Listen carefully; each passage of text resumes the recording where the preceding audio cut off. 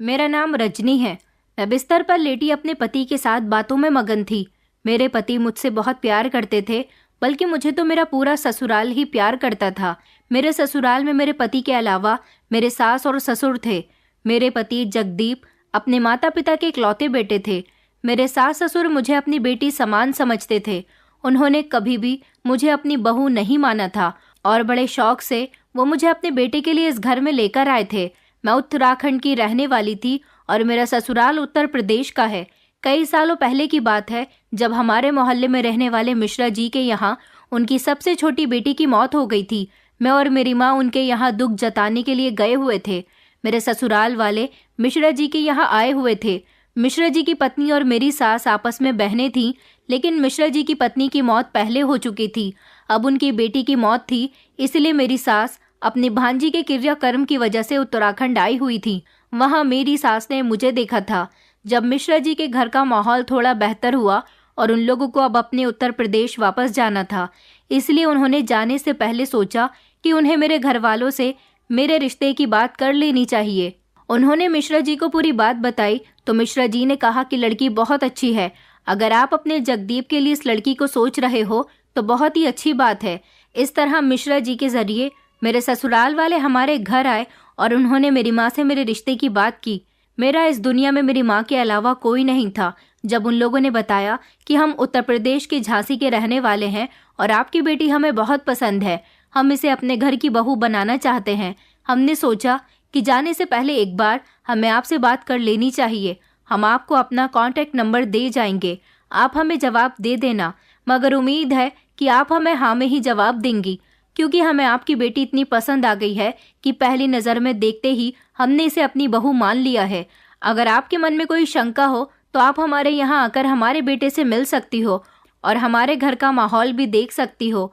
जगदीप हमारा इकलौता बेटा है, बहुत अच्छी नौकरी करता है। ऊपर वाले की कृपा से हमारे घर में किसी चीज़ की कमी नहीं है। आपकी बेटी हमारे घर में राज करेगी। उन लोगों की सारी बातें सुनने के बाद मेरी माँ को ये रिश्ता ठीक तो लगा था, मगर वो इस रिश्ते से बहुत ज़्यादा कंफ्यूज हो रही थी और अभी उन्होंने लड़के को भी नहीं देखा था। वो लोग तो हमारे घर से चले गए थे, लेकिन मिश्रा जी कुछ दिनों बाद हमारे घर आए और उन्होंने कहा कि आपने उन लोगों को जवाब नहीं दिया। उन्होंने मुझे फ़ोन करके बताया कि आपने अभी तक उनको फ़ोन नहीं किया है, जबकि वो आपको अपना कॉन्टैक्ट नंबर भी दे गए थे। मेरी माँ कहने लगी कि देखिए मिश्रा जी, आपकी साली के बेटे को अभी तक मैंने नहीं देखा, और दूसरी बात ये कि मैं अपनी बेटी की शादी करीब में ही करना चाहती हूँ। मेरी एक ही तो बेटी है, अगर वो भी मुझसे दूर चली जाएगी तो मैं किसके सहारे अपनी ज़िंदगी गुजारूंगी। मैं इतनी दूर अपनी बेटी की शादी नहीं करना चाहती, बस इसीलिए उन लोगों को जवाब देने से हिचकिचा रही हूँ। अब आप यहाँ पर आ गए हैं तो मैं आपको ही जवाब दे देती हूँ कि मेरी तरफ से इनकार है। ये बात सुनकर मिश्रा जी का चेहरा उदास हो गया था। उन्होंने जगदीप के माता पिता को फ़ोन करके कह दिया था कि लड़की की माँ ने इनकार कर दिया है। रजनी उनकी इकलौती बेटी है और बात यह है कि वो अपनी इकलौती बेटी की शादी इतनी दूर नहीं कर सकती। वो उसको विदा करके अपने से दूर नहीं करना चाहती। वो आसपास में ही उसके लिए रिश्ता तलाश कर रही है। ये खबर सुनकर मेरे सास ससुर का चेहरा उदास हो गया था। फिर उन्होंने हार मान ली और अपने बेटे के लिए अपने ही शहर में लड़कियां तलाश करने लगे, लेकिन उनको मेरे जैसी लड़की कहीं नहीं मिल रही थी। उनकी आंखों में मेरी मासूमियत और मेरी खूबसूरती उतर आई थी। मेरी पढ़ाई भी कंप्लीट हो गई थी। मेरी माँ भी मेरे लिए रिश्ते तलाश कर रही थी, लेकिन मिश्रा जी अभी भी हमारे घर आकर कहते थे कि अगर आप मेरी साली के बेटे से रजनी की शादी करवा दोगी तो मैं गारंटी देता हूँ कि आपकी बेटी वहाँ पर बहुत खुश रहेगी। आपको तो पता ही है कि मेरी एक ही बेटी थी। अगर मेरी उनके बेटे की उम्र की कोई बेटी होती तो मैं अपनी बेटी की शादी ही जगदीप के साथ कर देता, क्योंकि वो बहुत अच्छे लोग हैं, पढ़े लिखे लोग हैं। उनकी बात सुनकर मेरी माँ सोचने पर मजबूर हो जाती थी। कई बार माँ ने मुझसे भी कहा था कि रजनी, अगर तुम्हें कोई लड़का पसंद हो तो तुम मुझे बता दो, मगर मुझे तो कोई लड़का पसंद नहीं था।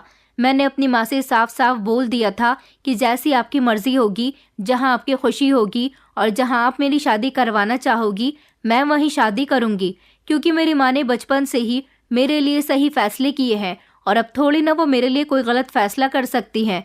मैंने अपना फैसला अपनी माँ पर छोड़ दिया था।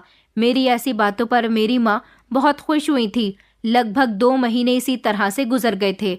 2 महीने बाद फिर से जगदीप की माँ का फ़ोन मेरी माँ के पास आया और उन्होंने मेरी माँ से रिक्वेस्ट की कि आप एक बार हमारे घर ज़रूर आइए, हमें आपकी बेटी बहुत पसंद आई है।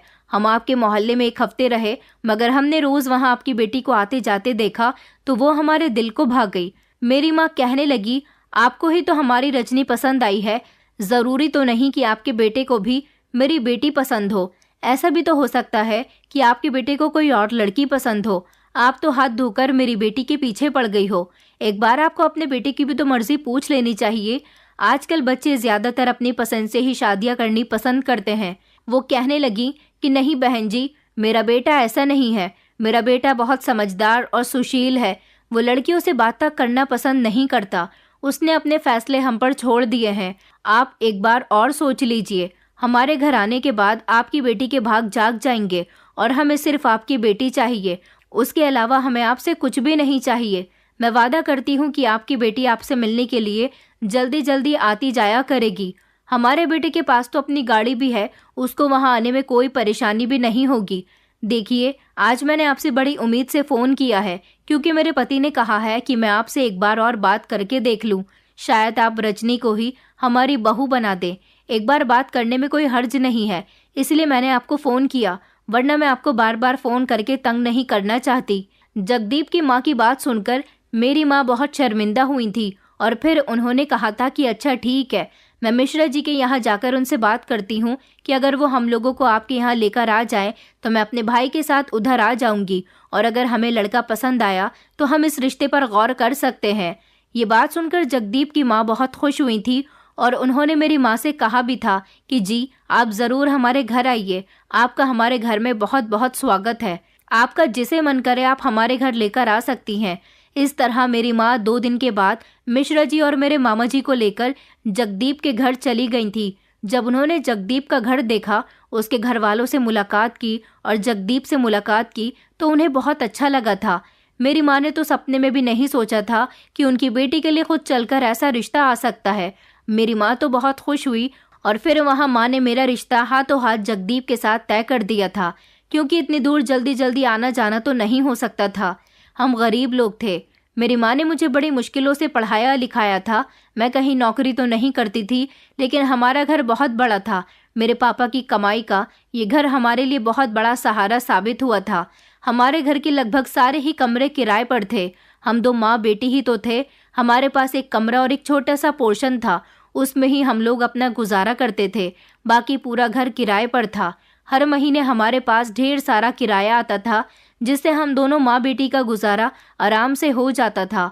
माँ जब उत्तर प्रदेश से घर वापस आई तो उन्होंने फौरन ही मुझे अपने गले से लगाया और कहने लगी कि बेटा, ये समझ ले तेरे भाग जाग गए हैं। लड़का और लड़के का घर बहुत अच्छा है। अब मुझे समझ आया कि लड़के के घर वाले तुझे अपने घर की बहू बनाने के लिए क्यों बेचैन हो रहे हैं। दरअसल लड़का दिखने में बहुत स्मार्ट है और लड़की की चाहत है कि उसकी होने वाली पत्नी भी खूबसूरत हो, इसलिए उसके माता पिता ने तुम्हें पसंद किया। ये समझ लो कि तुम्हारी खूबसूरती तुम्हारे काम आ गई, और इतनी दूर से ही सही मगर तुम्हारे लिए बहुत अच्छा रिश्ता आया है। लड़के के पिता भी नौकरी करते हैं और वो किसी सरकारी स्कूल के प्रिंसिपल थे। उन लोगों का घर झांसी के एक छोटे से गांव में है, लेकिन लड़के के पिता रिटायर्ड हो गए हैं, इसलिए उनकी पेंशन आती है। माँ भी पढ़ी लिखी है। लड़के के पास अपनी बड़ी सी गाड़ी है, बड़ा सा घर है, और वो अपनी बड़ी सी गाड़ी में बैठकर शहर के ऑफिस में जाकर नौकरी करता है। मुझे नहीं पता था कि मिश्रा जी की साली इतनी अमीर है। मैं तो बहुत खुश हूँ कि उन लोगों ने अपने बेटे के लिए तुम्हें चुना। मैंने कहा माँ, मगर वो लोग तो इतनी दूर रहते हैं, फिर मैं आपसे मिलने के लिए कैसे आया करूँगी। तो मेरी माँ कहने लगी कि बेटा, तेरे पति के पास गाड़ी है, वो 1 हफ्ते में एक बार तुझे यहाँ लेकर आ जाया करेगा, तो इस बात की फिक्र मत कर। मुझे तो इस बात की खुशी हो रही है कि मेरी बेटी वहाँ पर बहुत खुश रहेगी। मैं उन लोगों से तेरा रिश्ता पक्का करके आई हूँ। मैंने ठीक किया ना? तुझे इस बात से कोई एतराज़ तो नहीं है ना? मैंने कहा नहीं माँ, मुझे इस बात से कोई एतराज़ नहीं है। मेरी माँ मेरे लिए जो भी करेगी अच्छा ही करेगी, मुझे पूरा भरोसा है। मेरे इस रिश्ते से मेरी माँ बहुत खुश थी। कुछ दिनों बाद ही जगदीप के घर वाले मंगनी की रस्म करने के लिए हमारे यहाँ आ गए थे। उनके साथ जगदीप भी आए थे। उन्हें देखकर मैं भी शॉक्ड रह गई थी कि मेरे होने वाले पति तो सच में बहुत अच्छे हैं। मेरी सारी सहेलियाँ भी उनकी तारीफ कर रही थी और कह रही थी कि सच में तुम्हारी तो लॉटरी लग गई है यार। मेरी सगाई जगदीप के साथ हो गई। हम दोनों ही खुश थे और मेरी शादी 2 महीने बाद करने का फैसला किया गया था। सगाई हो जाने के बाद मैं बहुत उदास रहने लगी थी। माँ भी कहती रहती थी कि बेटा, तुम्हारे चेहरे पर हमेशा 12 क्यों बजे रहते हैं, जबकि मुझे तो खुश होना चाहिए था। मैं खुश इसलिए नहीं हो पा रही थी, एक तो मैं इस घर को छोड़कर जाने वाली थी, दूसरा मैं अपनी माँ को भी छोड़कर जाने वाली थी। सबसे ज़्यादा फिक्र मुझे अपनी माँ की थी, जो मेरे चले जाने के बाद इस घर में अकेली रह जाती। मैंने माँ से कहा, माँ, मैं आपको अकेला छोड़कर नहीं जा सकती। माँ कहने लगी कि बेटा, तू फिक्र मत कर, मैं तेरे जाने के बाद तेरी बुआ जी को यहाँ पर बुला लूंगी। मेरी एक बुआ जी विधवा थी, जिनके ससुराल वाले उन्हें उनके पति के मरने के बाद बिल्कुल भी पसंद नहीं करते थे, लेकिन फिर भी मेरी बुआ जी अपनी ससुराल में गुजारा कर रही थी। मेरी माँ ने फैसला कर लिया था कि वो बुआ जी को ससुराल में अब और ज़्यादा परेशान नहीं होने देंगी, क्योंकि उनके ससुराल वाले उन पर बहुत अत्याचार करते थे। औरत का ससुराल तब तक उसका अपना घर होता है जब तक उसका पति जिंदा होता है। पति के मर जाने के बाद औरत का ससुराल उसका घर नहीं रहता। मेरी बुआ जी को माँ उनके घर ले आई थी और बुआ जी भी अब हम लोगों के साथ ही रहने लगी थी। मैंने बुआ जी से कहा था कि मेरे जाने के बाद आप मेरी माँ का बहुत ख्याल रखना। बुआ जी कहने लगी कि बेटा, तुम फिक्र मत करो, वो तुम्हारी माँ होने से पहले मेरी भाभी है, मैं अपनी भाभी का बहुत ख्याल रखूंगी। माँ और बुआ जी ने मिलकर मेरी शादी के सारे इंतजाम किए थे। मेरी शादी खूब धूमधाम से की गई थी और फिर जगदीप के घर वाले आए और मुझे विदा करके अपने साथ ले गए थे। मैं विदाई पर बहुत रोई थी, क्योंकि मैं अपनी माँ से जुदा हो गई थी। शादी के बाद जब मैं अपने ससुराल आई तो बहुत ही खुश थी। यहाँ मुझे बहुत प्यार दिया गया था। सास ससुर बिल्कुल मेरे माता पिता समान थे। मुझे अपनी बहू नहीं बल्कि बेटी मानते थे। उन्होंने मुझे घर का कोई काम भी नहीं करने दिया था। काफ़ी समय तक तो मैं अपने पति के साथ इधर से उधर घूमती रही थी। जगदीप भी मुझे बहुत प्यार करते थे। शादी के बाद मेरी बेरंग जिंदगी में रंग भर गए थे। मुझे जब अपनी माँ के घर जाना होता, मेरे पति मुझे ले जाते थे। मैं भी अपने सास ससुर की बहुत सेवा किया करती थी। मेरे पति मेरी ख्वाहिशें पूरी करने के लिए हमेशा तैयार रहते थे। मेरे सास ससुर का कहना था कि जिस दिन से तुम इस घर में आई हो, हमारे घर की तो रौनक डबल हो गई है। ससुर जी ज़्यादातर घर में ही रहते थे, क्योंकि अब वो रिटायर्ड हो गए थे और सासू माँ मेरे साथ घर के कामकाज में हाथ बटा देती थी। मगर मैं उनसे ज़्यादा काम नहीं करवाती थी, क्योंकि अब उनकी उम्र हो गई थी और उनके घुटनों में दर्द रहता था। मेरे घर के लोग मेरी बहुत तारीफ करते थे। मुझे खुश देखकर मेरी माँ भी बहुत खुश थी, लेकिन माँ ज़्यादा समय तक ये खुशी देख न सकी। मेरी शादी के बाद धीरे धीरे मेरी माँ निढाल होती जा रही थी। बुआ जी कहती थी कि उनकी तबीयत खराब रहने लगी है। मैं वैसे तो जल्दी जल्दी माँ के घर जाती रहती थी, मगर मैं रात के समय वहाँ नहीं रुक सकती थी, क्योंकि मेरे पति को सुबह ऑफिस जाना होता था और सास से मैं ज़्यादा काम करवाती नहीं थी, इसलिए मैं ज़्यादा माँ को समय नहीं दे पा रही थी। लेकिन फिर भी मेरी सास ने कहा था कि बेटा, तुम अपनी माँ के घर कुछ दिन रुकने के लिए जा सकती हो। उनके कहने पर मैं अपने मायके 1 हफ्ते रुकने के लिए आ गई थी। यहाँ मैंने माँ और बुआ जी के साथ काफ़ी अच्छा समय बिताया। उसके बाद मैं अपनी ससुराल आ गई थी। मैं बेफिक्र थी, क्योंकि माँ की तबीयत मुझे कुछ ठीक लग रही थी। लेकिन कुछ दिनों बाद खबर आई कि माँ की अचानक बहुत तबीयत बिगड़ गई है। जगदीप तो घर पर मौजूद नहीं थे। उस समय फ़ौरन ही मुझे मेरे ससुर जी ट्रेन से मेरे मायके लेकर आ गए थे। मेरी माँ को ब्लड प्रेशर की और शुगर की बीमारी थी। अचानक उनकी तबीयत बिगड़ने की वजह से उनको हार्ट अटैक आया और मेरी माँ इस दुनिया को छोड़कर चली गई। मेरा और बुआ जी का हाल बहुत बुरा था। हम दोनों बहुत रोए थे। इस दुनिया में मेरी माँ ही तो थी जो मेरा सब कुछ थी, मगर बुआ जी ने भी मुझे बहुत सहारा दिया था। उन्होंने मेरी माँ की बहुत सेवा की थी, इसलिए बुआ जी के दिल पर भी माँ की मौत का बहुत गहरा सदमा पहुंचा था। बुआ जी हमेशा यही सोच सोच कर रोती रहती थी कि मैं अब कहाँ जाऊंगी, कहाँ रहूंगी। अब तो भाभी भी इस दुनिया से चली गई, मगर मैंने बुआ जी से कहा था कि ये घर आपके भाई का घर है और आपका भी मायका है। जिस तरह मेरी माँ अपना और मेरा गुजारा करती थी, इसी तरह आप भी इस घर में रहोगी और अपना गुजारा करोगी। बुआ जी कहने लगी, लेकिन बेटा, मैं अकेली हो गई हूँ। हमारे घर में रहने वाले किराएदारों ने कहा कि हम आपको कभी अकेला नहीं होने देंगे, हम आपका हमेशा ख्याल रखेंगे, क्योंकि हमारे यहाँ रहने वाले किराएदार भी एक तरीके से हमारे परिवार के सदस्य समान थे, जो मेरा और मेरी माँ का भी बहुत ख्याल रखते थे। कभी कभी मेरे पति बातों ही बातों में कह दिया करते थे कि हमारे पास भगवान का दिया सब कुछ है, तुम हमारे घर में आ गई हो, ये सब कुछ जो भी है हमारा है, वो तुम्हारा भी है। तुम्हारी बुआ जी बेसहारा औरत है ना तो उनके सर पर माता पिता का हाथ है और ना ही उनकी कोई औलाद है और ना ही कोई बहन भाई। तुमने बहुत अच्छा किया कि अपनी बुआ जी को ये हक दे दिया वो तुम्हारे घर पर रहें और घर में आने वाले किराए से अपना गुजारा करें। तुम बहुत अच्छी हो। मेरे पति मेरी तारीफ किया करते थे। जैसी सोच मैं रखती थी वैसी ही सोच मेरे ससुराल वाले भी रखते थे। मेरी जिंदगी अपने पति के साथ बहुत खुशहाल गुजर रही थी, लेकिन एक दिन कुछ ऐसा हुआ जिसने मेरी जिंदगी को अचानक उजाड़ कर रख दिया। एक ऐसा हादसा जिसने मुझसे मेरा सुहाग छीन लिया। कई दिनों से मेरे पति सर दर्द की शिकायत बता रहे थे।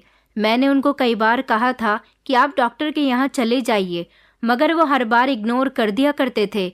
मेरे ससुर जी ने कहा था कि शायद जगदीप को काम का स्ट्रेस है, ज्यादा काम करने से भी सर में दर्द हो जाता है। लेकिन मेरे पति के सर में हमेशा रात को ही दर्द हुआ करता था, जिसकी वजह से वो सारी रात जागते रहते थे। मैं भी उनके साथ साथ जागती रहती और लेटकर बातें करती रहती थी, जिससे उनको तकलीफ का अंदाज़ा ज़्यादा नहीं होता था। उनसे कहती थी कि आप डॉक्टर को दिखा देना, तो वो मुझे भरोसा दिलाया करते थे कि सुबह ऑफिस जाऊंगा तो डॉक्टर से ट्रीटमेंट ले लूँगा। उनको आखिर क्या बात थी? उन्होंने अभी तक कुछ भी हमें नहीं बताया था, बस सर दर्द ही बताते रहते थे। लेकिन जिस दिन वो ऑफिस में मौजूद थे और अचानक उनके सर में दर्द हुआ और वो बेहोश हो गए। ऑफिस के लोगों ने जब उन्हें अस्पताल में भर्ती कराया तो पता चला कि उनकी जान जा चुकी है और उनकी मौत का कारण सर का दर्द ही था, जिससे पता चला कि उनके दिमाग में रक्तस्राव और तंत्रिका तंत्र में संक्रमण हुआ था, जिसकी वजह से उनकी मौत हो गई। मेरे पति की मौत पर मैं बहुत ज़्यादा रोई थी। मेरी शादी को अभी 3 साल हुए थे और 3 साल में ही मैं विधवा हो गई थी। मेरे सास ससुर भी अपने इकलौते बेटे की मौत पर बुरी तरह से रो रहे थे। हम सभी की हालत बहुत बुरी थी। अचानक उनकी मौत ने हम सभी का दिल दहलाकर रख दिया था। हमें नहीं पता था कि उनके सर दर्द की बीमारी अंदर ही अंदर उनको खोखला कर रही है। जगदीप ने कभी अपनी बीमारी पर ध्यान नहीं दिया था। वो अपना ख्याल रखना जानते ही नहीं थे। हम लोगों से झूठ बोलते रहते थे कि वो डॉक्टर से ट्रीटमेंट ले रहे हैं, मगर वो ऑफिस जाने के बाद अपने बारे में भूल जाते थे। उनकी मौत ने हम सबको तोड़ कर रख दिया था। उनके जाने के बाद घर बिल्कुल सूना सूना लगता था। हमें कुछ भी अच्छा नहीं लगता था। मुझे अपनी बुआ जी की टूटी बिखरी जिंदगी याद आई, जब फूफा जी के मर जाने के बाद उनके ससुराल वालों ने उनके साथ बड़ा गलत व्यवहार किया था। मुझे लगा शायद कहीं मेरे सास ससुर भी अपने बेटे के मर जाने के बाद मुझे इस घर में रहने न दे, मगर मेरे सास ससुर ऐसे नहीं थे। वो हमेशा जगदीप की मौत पर मुझे तसल्ली दिया करते थे। कहते थे कि बेटा, जगदीप चला गया तो क्या हुआ, हम हैं ना तुम्हारा ख्याल रखने के लिए। तुम्हारे माता पिता, तुमने भी तो हमारे लिए क्या कुछ नहीं किया, हमेशा हमारी सेवा की है, हमारी सेवा में कभी कोई कमी नहीं छोड़ी। तुम तो हमारी बेटी हो। हमारा बेटा चला गया तो क्या, हमारे लिए हमारी बेटी है ना, जो अभी भी हमारा ख्याल रखेगी, और हम भी अपनी बेटी के साथ हमेशा रहेंगे।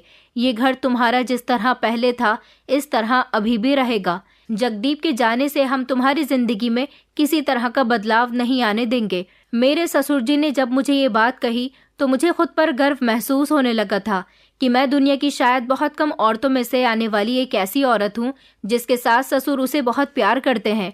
वरना अक्सर मैंने ससुराल वालों का बर्ताव बहू के लिए अच्छा नहीं देखा। मेरे सास ससुर जगदीप के जाने के बाद मेरा और भी ज्यादा ख्याल रखने लगे थे।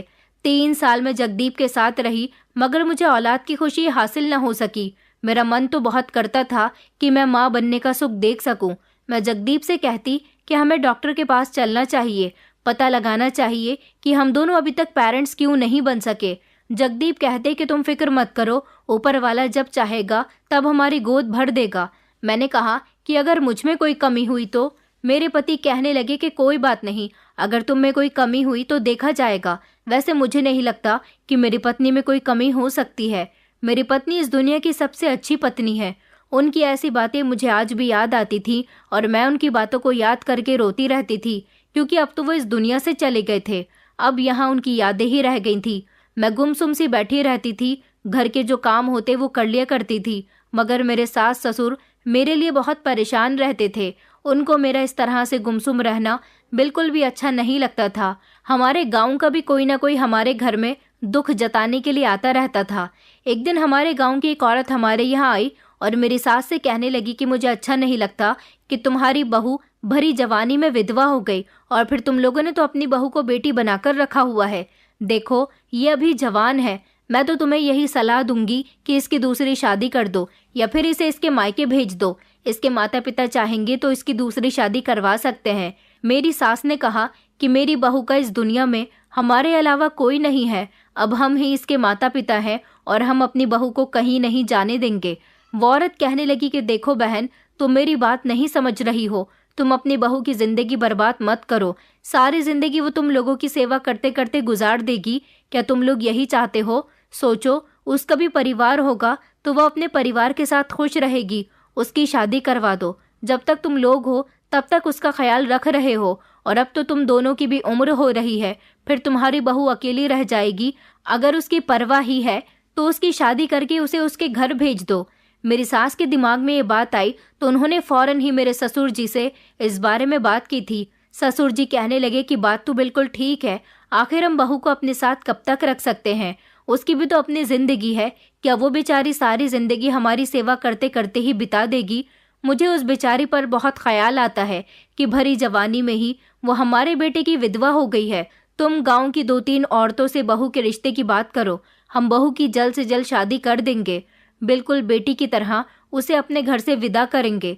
मेरी सास कहने लगी कि मेरा मन तो नहीं करता अपनी बहू को खुद से दूर करने का, मगर बहू की जिंदगी के बारे में सोचती हूँ तो यही ख्याल आता है कि उसकी शादी करना ज्यादा बेहतर है। लेकिन बहू के लिए रिश्ता कहाँ मिलेगा? मेरे ससुर जी कहने लगे कि क्यों नहीं मिलेगा? अगर हमारे गांव में कोई रिश्ता मिलता है तो हम अपने गांव में ही अपने बहू की शादी कर देंगे। इस तरह वो हमारे करीब भी रहेगी। आखिर इसका अब कोई रिश्तेदार भी तो नहीं है, एक उसकी बुआ जी ही है। लेकिन हम उसे वहां नहीं भेज सकते। उसकी बुआ जी की जिंदगी भी काफी कठिन है। वहां जाकर क्या हमारी बहू फिर से कठिनाइयों भरी जिंदगी गुजारेगी? नहीं, मैं ऐसा नहीं होने दूंगा। बहू अब हमारी जिम्मेदारी है। हमारी बहू में किसी चीज की कमी नहीं है। सुंदर है, सुशील है। तुम रिश्ते की तलाश तो करो। कोई ना कोई अच्छा रिश्ता हमारी बहू के लिए मिल ही जाएगा। मेरी सास ने गांव की 2-3 रिश्ता करने वाली औरतों से बात कर ली थी और कहा था कि हम अपनी बहू की शादी करना चाहते हैं। हमें अच्छे ही रिश्ते बताना। हम अपनी बहू की शादी किसी ऐसे वैसे इंसान के साथ नहीं होने देंगे। फिर गांव की कोई औरत मेरे लिए एक रिश्ता लेकर आई। तब मुझे ये बात पता चली कि मेरे सास ससुर मेरी शादी करवाना चाहते हैं। जब लड़के की माँ मुझे देखने के लिए आई तो उसने मुझे देखते ही पसंद कर लिया। उनके सामने तो मैंने किसी से कुछ नहीं कहा था, लेकिन उनके जाते ही मैं अपनी सास के गले लगकर फूट फूट कर रोई थी।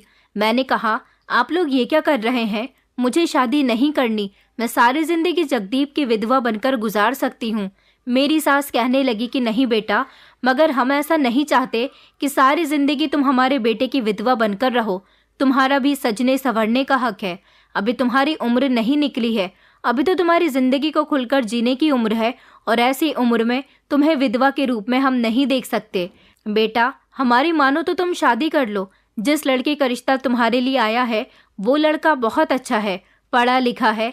ऐसा रिश्ता तुम्हें कहीं नहीं मिलेगा। तुम इसके घर में खुश रहोगी। हमने सुना है कि लड़का अपनी माँ का इकलौता बेटा है। बड़ा घर है, नौकरी भी बहुत अच्छी है और सबसे अच्छी बात यह है कि लड़के को इस बात से कोई दिक्कत नहीं है कि तुम शादीशुदा हो। मैं शादी करना तो नहीं चाहती थी, मगर मेरे सास ससुर ने मुझे बहुत समझाया और कहा कि अगर तुम हमें अपने माँ बाप समझती हो तो हमारी बात मान लो बेटा। फिर मुझे उनकी बात माननी पड़ गई थी और मैंने कहा था कि ठीक है, जैसा आप लोगों को बेहतर लगे मैं वैसा कर लूंगी। लड़के की माँ ने तो कहा था कि हमें लड़की पसंद है, हम जल्द ही शादी करना चाहते हैं, लेकिन हम शादी बिल्कुल सिंपल तरीके से करेंगे। मेरे सास ससुर ने मेरी शादी ज्यादा धूमधाम से तो नहीं की, मगर मुझे उन्होंने शादी में जेवर भी दिए जो कि उनके ही घर के थे। मैं अपने मायके से तो ज्यादा जेवर नहीं लेकर आई थी और उन्होंने मुझे दहेज भी बहुत अच्छा दिया था। इस तरह मेरी दूसरी शादी हो गई और मैं अपने ससुराल आ गई थी। अपने सास ससुर से विदा होकर मैं बहुत रोई थी, क्योंकि मैं उन लोगों को नहीं छोड़ना चाहती थी। उन्होंने मुझे बेटी बनाकर अपने घर से विदा किया था और कहा था कि तुम्हारा जब मन करे तुम हमारे घर आ सकती हो, ये घर अभी भी तुम्हारा ही है। मेरे दूसरे पति का नाम उमेश था। उमेश दिखने में तो काफ़ी अच्छे थे, मगर उनकी माँ मुझे पहले दिन से ही बड़ी अजीब लगी थी। उनके घर में शादी का माहौल था, लेकिन फिर भी घर में बड़ी गंदगी फैली हुई थी। शादी के अगले दिन मैं उमेश के साथ कमरे में मौजूद थी जब मेरी सास ने जोर जोर से दरवाज़ा बजाकर हमें उठा दिया। अभी सुबह के 7 ही बजे थे, लेकिन मेरी सास शोर मचाकर कहने लगी कि अरे उठ जाओ, सुबह हो गई है। मेरी आंख खुली, मैंने दरवाज़ा खोला तो मेरी सास कहने लगी कि ये क्या हरकत है, सुबह के 7 बज रहे हैं और तुम अभी तक सोई हुई हो। मैंने कहा माँ जी, लेकिन अभी सिर्फ 7 ही तो बजे हैं। वो कहने लगी कि हमारे यहाँ घर में सब लोग 6 बजे उठ जाते हैं, तुम्हारे आने से मेरा बेटा भी अभी तक सो रहा है। मैंने कहा कि रात काफ़ी लेट हो गया था ना, इसलिए। तो वो कहने लगी कि अच्छा, अब ये बहानेबाजी बंद करो और जाकर किचन संभालो, हम सब के लिए नाश्ता बनाओ। मुझे ये सब देखकर बड़ी हैरानी हुई थी कि मेरी सास नई नवेली दुल्हन को फौरन ही किचन में भेज रही थी। मैं खामोश रही और किचन में जाकर देखा तो किचन की कंडीशन बहुत ही ख़राब थी। चारों तरफ गंदगी ही गंदगी फैली हुई थी। मैंने चाय बनाने के लिए फ्रिज में दूध देखा तो दूध का भगोना खाली पड़ा हुआ था। ना तो चीनी के डब्बे में चीनी थी और ना ही पत्ती के डब्बे में पत्ती थी। घर का कोई भी सामान अपनी जगह पर सेट नहीं था। मेरी सास शोर मचा रही थी कि अभी तक मेरे लिए तुमने चाय नहीं बनाई। मैं किचन से बाहर निकली और कहने लगी कि मम्मी जी, किचन में तो ना दूध है और ना ही चीनी पत्ती का कुछ पता है, मैं चाय कैसे बनाऊं। लेकिन मुझे लगता है कि हमें नाश्ता करने से पहले घर को अच्छी तरह से साफ कर लेना चाहिए। ऐसा लग रहा है जैसे घर की काफ़ी समय से सफाई नहीं हुई।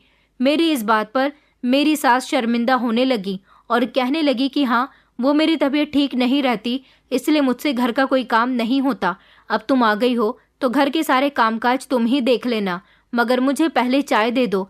मैंने कहा चाय मैं कैसे बनाऊं, कोई भी सामान किचन में मौजूद नहीं है। तो मेरी सास कहने लगी अच्छा, तो अपने पति को जाकर उठाओ, खाने का कुछ बाहर से लेकर आएगा। मैंने तो सुना था कि ये बहुत अच्छे लोग हैं, मगर उनके यहाँ तो किचन में राशन भी नहीं था। मैं खामोश रही और अपने पति को जगाने के लिए चली गई। मैंने उन्हें जगाया तो उनका असली रूप भी पहले दिन ही मेरे सामने आ गया था। उन्होंने एक झटके से मुझे ज़मीन पर गिरा दिया और कहने लगे कि क्या बदतमीज़ी है, क्यों मुझे उठाए चली जा रही हो, पता नहीं है कि मैं थक गया हूँ। मुझे उनसे इस तरह से धक्के की उम्मीद नहीं थी। मुझे नहीं पता था कि वो मुझे धक्का दे देंगे, वरना मैं उनके करीब जाकर उनको इस तरह से न जगाती। उन्होंने तो मुझे उठाने की भी हिम्मत नहीं की थी। मेरी आंखों में फौरन ही आंसू आ गए थे। मैं खड़ी हुई और कहने लगी कि माँ जी, मुझसे चाय मांग रही है और किचन में कोई सामान नहीं है। वो गुस्सा होते हुए झटके से उठे और कहने लगे कि पता नहीं इस घर के ड्रामे कब खत्म होंगे। उन्होंने अपनी हालत ठीक की और उसके बाद वो चाय नाश्ते का सामान लेने के लिए चले गए थे। मुझे तो इस घर से घिन महसूस हो रही थी। मैंने सबसे पहले सबके लिए नाश्ता बनाया और ख़ुद भी नाश्ता किया। उसके बाद पूरे घर को अच्छी तरह से चमका दिया था। मेरी सास कहने लगी अरे वाह, तुमने तो घर को बड़ी अच्छी तरह से चमका दिया, अब घर के सारे काम तुम ही किया करो। मुझे यहाँ रहते हुए अपनी मम्मी जी और पापा जी की बहुत याद आ रही थी, इसलिए मैं शाम के समय अपने पति से इजाज़त लेकर वहाँ चली गई थी। पहले तो मैंने उमेश से ही कहा था कि वो मुझे उनके घर ले जाएं, मगर उन्होंने कहा कि तुम खुद भी चली जाओ, मेरे पास तुम्हें कहीं आलतू फालतू जगह ले जाने का टाइम नहीं है। मैं खामोशी से अपनी पुरानी ससुराल चली आई थी। जगदीप के मम्मी पापा मुझे देखकर बहुत खुश हुए थे और उनकी आंखों में भी आंसू आ गए थे और उन्होंने कहा कि हम तुम्हें काफ़ी दिनों से याद कर रहे थे बेटा, और तुम अकेली क्यों आई हो, उमेश तुम्हारे साथ नहीं आया? मैंने कहा कि नहीं, उमेश को कुछ काम था, इसलिए मैं अकेली ही आ गई। उन्होंने मुझसे पूछा कि वहाँ तुम खुश तो हो ना, मगर मैंने उन लोगों को यही बताया था कि मैं बहुत खुश हूँ। मैं अपनी परेशानी बताकर उन्हें और ज़्यादा परेशान नहीं कर सकती थी। पहले ही उन्होंने मेरे लिए काफ़ी कुछ किया था। थोड़ी देर उनके साथ वक्त बिताने के बाद मैं वापस अपनी ससुराल आ गई थी। मेरी सास मुझसे पूछने लगी कि कहाँ गई थी, तो मैंने उनको बता दिया था। मैं रात का खाना बनाने के लिए जैसे ही किचन में गई तो किचन में खाना बनाने का कोई भी सामान मौजूद नहीं था। मैंने अपनी सास से कहा तो वो कहने लगी कि मुझे कुछ नहीं पता इस बारे में, अपने पति से कहो। मैंने कहा लेकिन उमेश तो घर पर नहीं है। तो वो कहने लगी कि हाँ, कोई काम धंधा नहीं करता, बस हमेशा दोस्तों के साथ ही घूमता फिरता रहता है। अपनी सास की बात सुनकर तो जैसे मेरे होश उड़ गए थे। मैंने कहा ये आप क्या कह रही हैं? वो कहने लगी कि हाँ, आज वो आएगा तो उससे कहना कि मेरे लिए बाजार से कुछ खाने का ला दे। मैं बूढ़ी बीमार औरत हूँ, मुझे तो टाइम से खाना चाहिए। तुम क्या खाओगे और तुम क्या खाओगे, इस बारे में मुझे कुछ नहीं पता। अपनी सास का ऐसा व्यवहार देखकर तो मेरी आंखों में आंसू आ गए थे। मैं कमरे में आकर बैठ गई थी। किचन में कुछ खाना बनाने के लिए था ही नहीं। आखिर मैं क्या बनाती। मेरी सास सारा दिन घर से बाहर किसी न किसी के घर घूमने के लिए जाती रहती थी और पति दोस्तों के साथ आवारागर्दी करता फिरता था। वो अपनी माँ के लिए तो बाजार से खाना ले आता था। मैं कहती कि मुझे भी भूख लगी हुई है, मेरे लिए भी कुछ ले आते, तो वो कहने लगा कि इतनी महंगाई के समय में माँ के लिए ही खाना लाना इतना मुश्किल हो रहा है, तुम्हारे लिए कहाँ से लेकर आऊं? तुम्हारे पास अगर कुछ पैसे पड़े हों तो मुझे दे दो। मैंने कहा मगर मेरे पास पैसे तो नहीं हैं। तो वो कहने लगे कि फिर सारी रात भूखी सो जाओ, मैं बाहर से खाना खाकर आया हूँ। वो तो ऐसे बेगानों की तरह बातें कर रहे थे जैसे मैं उनकी जिम्मेदारी नहीं हूँ। इस घर का माहौल बिल्कुल ही अलग था। ये लोग बहुत ही बुरे लोग थे। मेरे पति की एक और सच्चाई मेरे सामने आई थी कि वो शराब पीकर आए थे। जब मैं उनके करीब में खड़े होकर उनकी बातें सुन रही थी तो मुझे उनके मुंह से शराब की बू आ रही थी। मेरी किस्मत ना जाने कहाँ फूट गई थी। रोने के अलावा अब मेरे पास कोई और रास्ता नहीं था। बस मैं खामोशी से सब कुछ बर्दाश्त करके अपनी आंखों से आंसू बहाती रहती थी।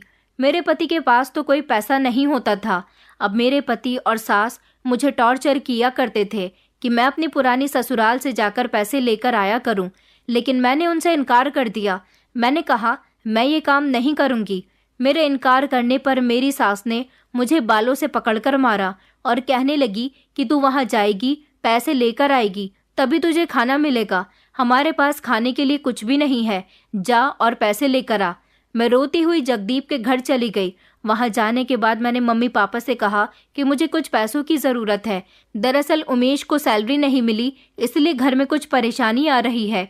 मेरे ससुर ने मुझे पैसे दे दिए और कहा कि बेटा परेशान होने की ज़रूरत नहीं है, अगर और कोई परेशानी है तो हमें बताओ। मगर मैंने उनको पूरी बात नहीं बताई क्योंकि मैं उनको परेशानी में नहीं डालना चाहती थी। उमेश की सच्चाई भी उन्हें बताकर मैं उनका दिल नहीं दुखाना चाहती थी। उमेश कोई काम धंधा नहीं करता था।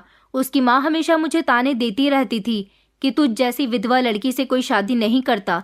तुझे तो शुक्र मनाना चाहिए कि मेरे बेटे ने तुझे एक्सेप्ट किया है, तुझे एक कुंवारा पति मिल गया, वरना तू तो किसी बुढ़े या बच्चों वाले आदमी के घर में होती। एक मेरा बेटा ही है जिसने तुझे स्वीकार कर लिया और तू है कि हमारी बात नहीं मानना चाहती। मेरे पास जितने पैसे होते थे मैं उन लोगों को दे दिया करती थी और हर दूसरे तीसरे दिन ये दोनों माँ बेटा मुझे जगदीप के यहाँ उसके माता पिता से पैसे लेने के लिए भेज देते थे और जो पैसे लेकर मैं आती वो पैसे मेरा पति मुझसे छीन लिया करता था। आधे पैसे अपने पास रख लेता और आधे पैसे अपनी माँ को दे दिया करता था। उसकी माँ कभी कभी तो मुझे खाने के लिए कुछ दे देती थी, मगर ज्यादातर मेरे दिन भूखे रहकर ही गुजर रहे थे। इस बारे में मैंने कुछ भी जगदीप के माता पिता को नहीं बताया था। एक दिन उमेश की माँ कहने लगी कि बेटा आखिर ऐसे कब तक हम इसे वहाँ भेजकर उन लोगों से पैसे लेते रहेंगे? उनका बेटा तो मर गया। सुना है कि इसके ससुर की काफ़ी अच्छी पेंशन आती है जिससे वो दोनों बुढ़िया बुढ़े अपना गुजारा कर रहे हैं। हमें कुछ और सोचना चाहिए क्योंकि इसके लाए हुए पैसों से हमारा गुजारा नहीं होता। इस पर उमेश अपनी माँ से कहने लगा कि आपको फिक्र करने की ज़रूरत नहीं है माँ, बस आपसे जैसा मैं कहूँ आप वैसा ही करती जाना। मैं इस बात से बेखबर थी कि मेरी सास और मेरा पति आखिर क्या प्लानिंग कर रहे हैं। अगले दिन मेरी सास ने घर में एक नया हंगामा क्रिएट किया। वो ज़ोर ज़ोर से चिल्ला रही थी और मेरे पति को बुरा भला कह रही थी। कहने लगी कि तू कोई नौकरी नहीं करता, आखिर मैं कब तक तेरा और तेरी पत्नी का बोझ उठाती रहूंगी। इस बात पर मेरा पति भी उनसे बहुत झगड़ा कर रहा था। उन दोनों के बीच इतनी जिद बहस हो रही थी कि मेरी कुछ समझ में नहीं आ रहा था कि आखिर ये दोनों माँ बेटे किस बात पर लड़ाई लड़ रहे हैं। मगर थोड़ी ही देर बाद मेरा पति कमरे में आया और मुझसे कहने लगा कि सामान पैक करो, हम यहाँ नहीं रहेंगे। मैं अपने पति को चौंक कर देखने लगी। उन्होंने कहा कि सामान पैक करने की भी कोई ज़रूरत नहीं है, मुझे अपनी माँ की कोई चीज़ नहीं चाहिए। बस उन्होंने मेरा हाथ पकड़ा और मुझे घर से लेकर निकल पड़े।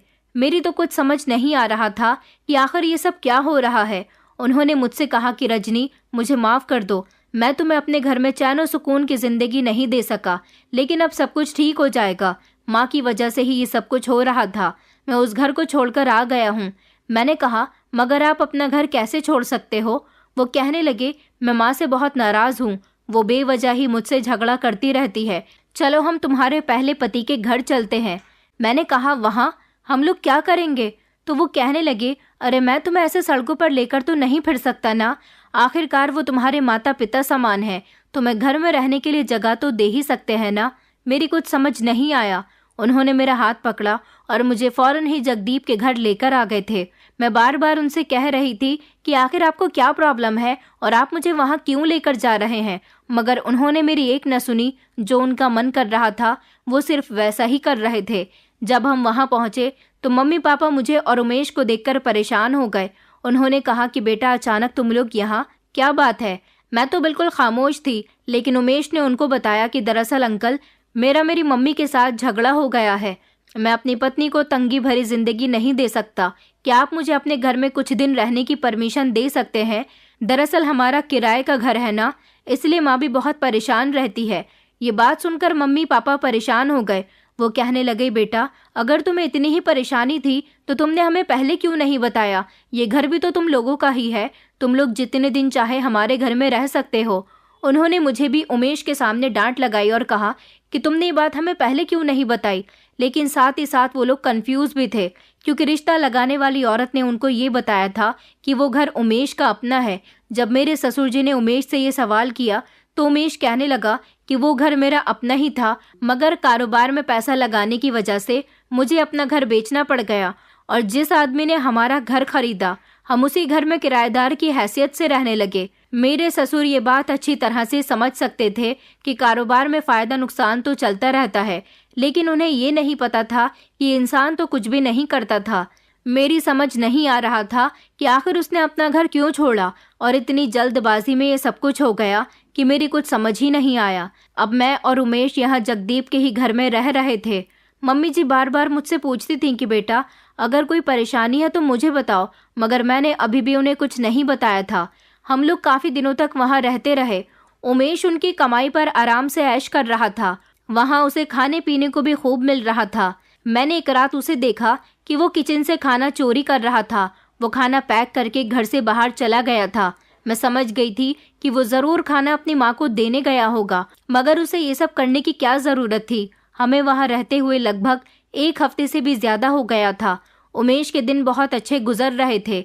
अगले ही दिन उमेश जगदीप के मम्मी पापा के पास बैठकर रोने लगा और उनसे कहने लगा कि अंकल आंटी, मैं इस समय बहुत परेशान चल रहा हूँ। दरअसल मेरा कारोबार लॉस में जा रहा है और मुझे घर का किराया भी देना है। मम्मी की भी घर में बहुत तबीयत खराब है। मैं कैसे किराया दूँ और कहाँ रहूँ? मेरी कुछ समझ में नहीं आ रहा। जगदीप की मम्मी ने उमेश से कहा कि बेटा, तुम्हें परेशान होने की कोई ज़रूरत नहीं है। तुम अपनी माँ को हमारे घर में लेकर आ सकते हो। ये सुनते ही उसके चेहरे पर ऐसे मुस्कुराहट आई थी जैसे वो किसी बड़ी जंग को जीत गया हो। इस तरह अगले ही दिन मेरी सास भी हमारे घर में आ गई थी, मगर यहाँ वो बीमारी का नाटक कर रही थी। वो बिस्तर पर ऐसे पड़ी हुई थी जैसे उनके घुटनों में बहुत ज़्यादा दर्द है और उनसे चला भी नहीं जा रहा। मेरी तो समझ नहीं आ रहा था कि फिर ये दोनों माँ बेटा क्या करना चाह रहे हैं। अब ये दोनों माँ बेटा यहाँ रहते थे। मैं घर का सारा काम करती थी। मेरी शादी के बाद मम्मी जी ने एक नौकरानी भी लगा ली थी। वो भी मेरे साथ घर के काम में हाथ बटाया करती थी। मेरी सास की हरकतें मुझे कुछ ठीक नहीं लग रही थी, क्योंकि यहाँ आकर वो मेरे साथ बहुत प्यार जता रही थी। कई दिन इसी तरह से गुजर गए थे। अब तो जगदीप के मम्मी पापा को भी ये यकीन हो गया था कि उमेश कोई काम धंधा नहीं करता। उन्होंने मुझसे कई बार पूछने की कोशिश की थी कि क्या इन दोनों माँ बेटे की वजह से तुम परेशान हो, लेकिन मैंने उन्हें अभी भी कुछ नहीं बताया।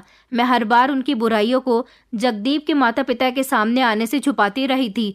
एक दिन घर का राशन खत्म हो गया था तो पापा जी कहने लगे कि बेटा उमेश, मेरे साथ मार्केट चलो, हम घर के लिए राशन का कुछ सामान ले आते हैं। उमेश ने कहा कि अंकल, मेरी तबीयत ठीक नहीं है, क्या आप अकेले मार्केट जा सकते हैं? इधर घर में मम्मी जी की भी तबीयत ठीक नहीं चल रही थी और दूसरी सास तो सारा दिन कमरे में ही पड़ी रहती थी। यहाँ रहते हुए उनकी जिंदगी बड़े आराम से गुजर रही थी। उनको कुछ करना ही नहीं पड़ता था। मम्मी जी ने कहा कि बेटा, तुम अपने पापा जी के साथ मार्केट चली जाओ, मेरा भी कुछ सामान ला दो। आज नौकरानी भी नहीं आई है, घर के काम मैं संभाल लूंगी। इस तरह मैं पापा जी के साथ मार्केट चली गई थी। लेकिन जब हम वहाँ से घर वापस आए तो घर का माहौल बड़ा ही अजीब था। दरवाजे पर ही हमें मेरी सास की और पति के रोने की आवाज़ आ रही थी। जैसे ही मैं घर के अंदर दाखिल हुई तो मेरे पैरों तले से ज़मीन निकल गई। उमेश कहने लगे कि देखो रजनी, तुम्हारे जाते ही आंटी जी की क्या हालत हो गई। मेरी सास अपने बिस्तर पर लेटी हुई थी। मैं जब आंटी जी से बात करने के लिए उनके कमरे में आया तो मैंने देखा कि वो ज़मीन पर बेहोश पड़ी हुई थी। मैंने उनको उठाकर यहाँ बिस्तर पर लिटा दिया, लेकिन मुझे उनकी तबीयत ठीक नहीं लग रही है। मैं कब से अंकल जी का नंबर ट्राई कर रहा हूँ, आप दोनों में से कोई भी मेरा फ़ोन उठा ही नहीं रहा। ये सब सुनकर पापा जी घबरा गए। उन्होंने कहा, बेटा मेरा मोबाइल मेरी जेब में था, मुझे पता नहीं चला। मैंने कहा, ये क्या हो गया? मैं चिल्ला चिल्ला कर रो रही थी। उमेश और पापा जी जल्दी से मम्मी जी को अस्पताल लेकर गए, जहां पर उन्हें मृत घोषित कर दिया गया था। उनकी लाश को घर लाया गया और फिर उनका क्रियाक्रम कर दिया गया था। इस अचानक की मौत ने हमारा दिल दहलाकर रख दिया था। मेरी माँ समान सास मुझे इस दुनिया से छोड़कर चली गई थी, जिन्होंने मुझे बहुत प्यार दिया था। उनकी मौत पर मैं बहुत रोई थी। कई दिन हमें यहाँ पर रहते हुए हो गए थे। उमेश और उसकी माँ यहाँ से जाने का नाम नहीं ले रहे थे। मम्मी जी के मरने के बाद तो इन दोनों को बहाना सा मिल गया था यहाँ रहने का। उमेश ने कहा कि माँ, हमें यहाँ कुछ दिन और रहना चाहिए, क्योंकि अंकल जी को रजनी की ज़रूरत है और हम लोग भी यहाँ अंकल जी का ध्यान आंटी जी की तरफ से हटाने में उनकी मदद करेंगे। पापा जी ने भी उमेश से कहा था कि बेटा, ये घर तुम्हारा ही है, मैंने तो तुमसे कहा है तुम यहाँ रह सकते हो। मैं मम्मी जी को बहुत याद किया करती थी। इसी बीच मैंने कई बार उमेश से कहा था कि हमें अपने घर चलना चाहिए। उमेश कहने लगा कि कौन सा घर, कैसा घर? वो घर किराए का घर है, किराया देने के लिए मेरे पास पैसे नहीं हैं, हम लोग यहीं रहेंगे। आखिरकार इन दोनों के मरने के बाद ये सब कुछ तुम्हारा ही तो है। मैंने कहा, ये तुम क्या कह रहे हो? तुम होश में तो हो, तुम्हें तो इस तरह की बातें नहीं करनी चाहिए। उमेश कहने लगा कि तुम्हें ज्यादा समझदार बनने की जरूरत नहीं है। इतने में ही मेरी सास भी कमरे में आ गई थी। मेरी सास कहने लगी कि बेटा, अब तो ये घर भी हमारा होने वाला है, इस घर की एक एक चीज पर हमारा कब्जा होगा। उमेश ने अपनी माँ से कहा, माँ, आप तो सिर्फ कुछ पैसों के लिए ही इसे यहाँ भेजती थी, मगर मैंने तो यहाँ आपका और अपना रहने का बंदोबस्त ही कर लिया है। ये कहकर वो दोनों खूब हंस रहे थे और मेरी आंखों से आंसू निकल रहे थे कि आखिर इन दोनों का लालच कब खत्म होगा। ये दोनों माँ बेटा कितने बुरे हैं। मम्मी जी को मरे हुए लगभग 1 महीना गुजर गया था। मैंने देखा था कि मम्मी जी की मौत का सदमा पापा जी के दिल पर बुरी तरह से पहुंचा था। वो ना तो किसी से बात करते थे और ना ही कहीं आते जाते थे। एक दिन उन्होंने मुझसे कहा कि बेटा, मैं अपने एक दोस्त के यहाँ जा रहा हूँ, तुम अपना ख्याल रखना। न जाने क्यों उस दिन उन्होंने मेरे सर पर हाथ रखा और मुझे बड़ी बेबस भरी निगाहों से देखा था। वो घर से चले गए थे, लेकिन मैं ये नहीं जानती थी कि वो अभी घर से जाएंगे तो कभी वापस ही नहीं आएंगे। मैं घर के कामों में बिजी हो गई थी और अपनी किस्मत को रोती रहती थी। मेरी इस परेशानी के बारे में पापा जी नहीं जानते थे, लेकिन लगभग 2 घंटे गुजर चुके थे। मैं पापा जी के आने का इंतजार कर रही थी। पापा जी तो नहीं आ सके, मगर दरवाजे पर पापा जी के एक पुराने दोस्त आए थे, जिन्होंने एक कड़ी और ख़तरनाक खबर सुनाई। उन्होंने कहा कि बेटा, गजब हो गया। मैंने कहा, क्या हुआ अंकल जी, आप इतने परेशान क्यों लग रहे हैं? अंकल जी की आवाज़ सुनकर मेरा पति और उनकी माँ भी कमरे से बाहर आ गए थे। मेरे ससुर जी के दोस्त ने बताया कि बेटा, तुम्हारे ससुर जी का बड़ा ही खतरनाक एक्सीडेंट हुआ है और उनकी मौके पर ही मौत हो गई। उनकी लाश को पोस्टमार्टम के लिए ले जाया गया है। मैं तुम्हें ये खबर देने के लिए आया था कि तुम जाकर अपने ससुर जी की लाश की पहचान कर लो। जाओ बेटा। ये कहकर वो हमारे घर से चले गए थे, मगर जो खबर वो मुझे सुनाकर गए थे उसने मुझे अंदर तक हिलाकर रख दिया था। इतनी बुरी तरह से रो रही थी कि अब की बार मैं टूट कर रह गई थी। मुझे छोड़कर चले गए। फिर मम्मी जी और अब पापा जी की मौत की खबर सुनकर शायद मैं जिंदा नहीं रहती, मगर जिसकी मौत जिस समय आनी है वो उसी समय छोड़कर चला जाता है। मैं उमेश के पैरों में गिर गई और उनसे कहने लगी कि प्लीज़ उमेश, मुझे लेकर चलो, मुझे पापा जी की लाश को देखना है, मुझे आखिरी समय में उनसे मिलना है। लेकिन उमेश की माँ ने उसे रोक लिया और कहा कि नहीं, इसे कहीं लेकर मत जाना। अस्पताल वाले उसकी लाश का पोस्टमार्टम करने के बाद खुद ही क्रियाक्रम कर देंगे। हमारे लिए तो ये बहुत अच्छा हुआ कि इसका ससुर भी रास्ते से हट गया। अब ये सब कुछ हमारा होगा। मैंने एक बार इसके ससुर को इसकी सास से बात करते हुए सुना था कि उन्होंने अपनी सारी प्रॉपर्टीज के नाम कर दी है। अब हमें प्रॉपर्टी के पेपर्स ढूंढने होंगे और जल्द ही इससे उन पर साइन करवाने हैं। ये सब कुछ अब हमारा हो जाएगा और हम बहुत अमीर हो जाएंगे। ऐसे समय पर उनकी लालच भरी बातें सुनकर मेरे होश उड़ गए थे। मैं बिलख बिलख कर रो रही थी, मगर मेरी सास ने उमेश को मेरे साथ नहीं जाने दिया और मैं अंतिम समय में अपने ससुर जी से नहीं मिल सकी। अब मेरी हालत ऐसी हो गई थी कि ना तो मैं जी सकती थी और ना ही मर सकती थी। मैं एक जिंदा लाश की तरह हो गई थी। अब मेरे साथ इन लोगों ने मारपीट करने भी शुरू कर दी थी। इन लोगों का मकसद यही था कि इस घर के पेपर और घर में जितना भी पैसा है मैं वो सब कुछ उनके हवाले कर दूं ताकि इस घर को अपने नाम करवा सकें, मगर मैं कुछ भी करके ऐसा नहीं होने दे सकती थी। मेरी सास ने मुझे घर की नौकरानी बनाकर रख दिया था। जो नौकरानी घर में काम किया करती थी उसे भी इन्होंने निकाल दिया था। उनका कहना था कि अब वो इस घर की मालकिन है। उमेश मुझे बुरी तरह से मारता था और बार बार तिजोरी की चाबी मांगता था। तिजोरी की चाबी मुझे पता था कि मेरे ससुर जी कहाँ रखते थे, इसलिए मैंने उन दोनों माँ बेटे को कुछ नहीं बताया और खामोशी से उनकी मार खाती रही। घर के सारे काम भी खुद करती और सारा राशन पानी भी बाजार से मुझे ही लेकर आना पड़ता था। घर में जितने भी पैसे थे मैंने इन लोगों को दे दिए थे, लेकिन मैं कुछ भी करके प्रॉपर्टी के पेपर्स उनके हवाले नहीं कर सकती थी। मैंने अपने पति और सास से छुपकर उन पेपर्स को गार्डन में रखे गमले में छुपा दिया था। वो लोग मुझे हर दिन मारते थे कि मैं उन्हें कहीं से भी पेपर्स लाकर दे दूं, लेकिन मैं उनसे बार बार यही कह रही थी कि मुझे कुछ नहीं पता कि पेपर्स कहाँ पर रखे हुए हैं। मार मार कर इन लोगों ने मुझे अधमरा कर दिया था, लेकिन फिर भी मैं नौकरानियों की तरह सारे काम करती थी। एक दिन मैं सब्जी लेने के लिए घर से बाहर चली गई थी, जब बाजार में अचानक मैंने पापा जी को देखा। उन्हें देखकर तो मेरे पैरों तले से जमीन निकल गई थी। मुझे ऐसा लगा जैसे मेरी आंखों के सामने सच में पापा जी खड़े हुए हैं, लेकिन उन्होंने जब मुझे आवाज लगाई तो मुझे इस बात का यकीन हो गया था कि वो जिंदा हैं। मैं उनके गले से लगकर फूट फूट कर रोने लगी। मैंने कहा, आप कहाँ चले गए थे? आपके दोस्त ने तो बताया था कि आप नहीं रहे। पापा जी मुझे खामोशी से अपने साथ अपने दोस्त के घर ले गए और वहां जाने के बाद उन्होंने मुझे तसल्ली दिलाई और कहा कि मैं जिंदा हूँ, मुझे कुछ नहीं हुआ, मैं बिल्कुल ठीक हूँ। तुम रोना बंद करो, लेकिन मैं तुम्हें एक बहुत ही इम्पोर्टेंट बात बताना चाहता हूँ। मैंने कहा कि जी बताइए पापा, आप मुझे क्या बताना चाहते हैं? उन्होंने कहा कि तुम बहुत ही हिम्मत वाली हो बहू, तुम्हारे साथ ये लोग इतना सब कुछ करते आ रहे हैं, लेकिन कभी तुमने ना तो मुझे कुछ बताया और ना ही अपनी मम्मी जी को। मैंने उस दिन तुम्हें उन लोगों की डांट खाते हुए देख लिया था और उनकी सारी बातें भी सुन ली थी कि वो तुम्हें टॉर्चर करते हैं। मैंने उन लोगों को आपस में बातें करते हुए सुन लिया था कि वो हमारे घर में किस मकसद से आए हैं और हमारी पूरी जायदाद पर कब्जा करना चाहते हैं। मैंने उन लोगों को बातें करते हुए सुना था कि वो मेरी जान को नुकसान पहुंचाना चाहते हैं। उनका कहना था कि बुढ़िया तो मर चुकी है, लेकिन अब इस बुढ़े का कुछ करना होगा और फिर ये सब कुछ हमारा हो जाएगा। वो लोग मुझे मारने का प्लान बना रहे थे, लेकिन मैंने अपनी मौत की खबर भिजवाकर अपना रास्ता उनके सामने साफ कर लिया। अब तुम्हें मेरी मदद करनी होगी। हम उन्हें रंगे हाथों पकड़ना चाहते हैं। देखो बेटा, तुम्हें आवाज़ उठानी होगी। आखिर तुम कब तक ये सब कुछ सहती रहोगी? मैंने कहा, क्या सच में वो दोनों आपको मारना चाहते थे? पापा जी कहने लगे कि हाँ बेटा, मैं सच कह रहा हूँ, वरना मैं अपने मरने की झूठी खबर क्यों भिजवाता। तुमने तो देख ही लिया होगा कि तुम्हारी सास और तुम्हारा पति कितना खुश हो गए थे। मैं अपने ससुर के गले लगकर रोने लगी। मैंने कहा, पापा जी, वो लोग मुझे बहुत परेशान करते हैं। उन लोगों ने आपके जाने के बाद मेरा जीना दुश्वार कर दिया। हर रोज मुझे मारते पीटते हैं कि मैं प्रॉपर्टी के पेपर्स उन्हें दे दूं, मगर मैंने उनको छुपा दिया है। मेरे ससुर जी कहने लगे कि तुम घर जाओ और तुम्हें घबराने की ज़रूरत नहीं है।